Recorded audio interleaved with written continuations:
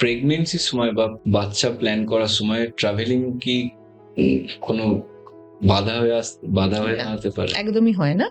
Travelling নিয়ে যেটা প্রচলিত আছে যে আমাদের অনেক পেশেন্টরা এসে বলেন যে আমি অনেকটা ট্রাভেল করতে হয়, আমার ট্রাভেল টাইম এত বেশি, তাই জন্য আমার মনে হয় আমার কনসিভ করতে অসুবিধা হচ্ছে।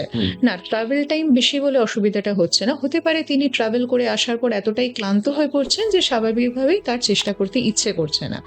আবার অনেকেই আমাদের কাছে এসে কনসিভ করার পরে এসে বলেন যে আমার আর্লি প্রেগনেন্সিতে আমি আমার বাপের বাড়ি থেকে অমুক জায়গায় গিয়েছিলাম এবং রাস্তায় আমার ব্লিডিং শুরু হয়ে গেল ম্যাডাম, আমার মনে হয় ট্রাভেলের জন্য মিসক্যারেজ হলো। এটাও ভুল ধারণা। যে মিসক্যারেজটা ট্রাভেলের কারণে হলো বলে ভাবা হচ্ছে, আসলে সেই প্রেগনেন্সিটাই ভালো ছিল না, সেটা মিসক্যারেজ হওয়ারই ছিল। হয়তো ভেতরে ভেতরে ব্লিডিং ছিল, ট্রাভেল করার জন্য হয়তো একটু জার্কিং এ সেই কালেক্টেড ব্লাডটাই বেরিয়ে এসেছে।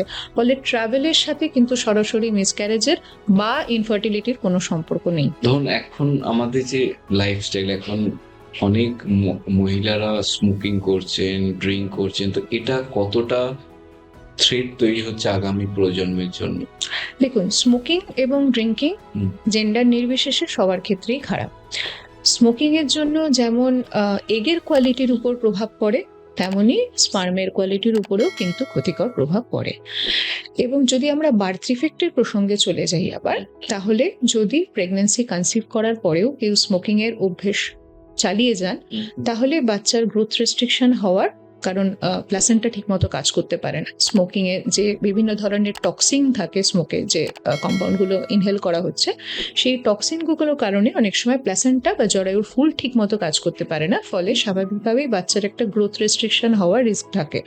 অ্যালকোহল একটা নির্দিষ্ট কাট অফের থেকে বেশি প্রিকনসেপশনালি বা পোস্ট কনসেপশনালি কখনোই চলবে না। পোস্ট কনসেপশনালি অ্যালকোহল ইনটেক সম্পূর্ণভাবে বন্ধ করে দেওয়াটাই সেফ, কেননা অ্যালকোহল ইনটেকের সাথে দেখা গেছে বাচ্চার বেশ কিছু বার্থ ডিফেক্ট, যেমন মাথার সাইজ ছোট হওয়া, বাচ্চার গ্রোথ কম হওয়া, অর্থাৎ মাইক্রোকেফালি, ফিটাল গ্রোথ রেস্ট্রিকশন, এগুলোর কিন্তু সরাসরি সম্পর্ক আছে। ফিটাল অ্যালকোহল সিনড্রোম বলে একটা সিনড্রোম আছে, যা সরাসরিভাবে মায়ের অতিরিক্ত অ্যালকোহল কনজাম্পশনের জন্য হতে পারে, ফলে কখনোই ঠিক নয়।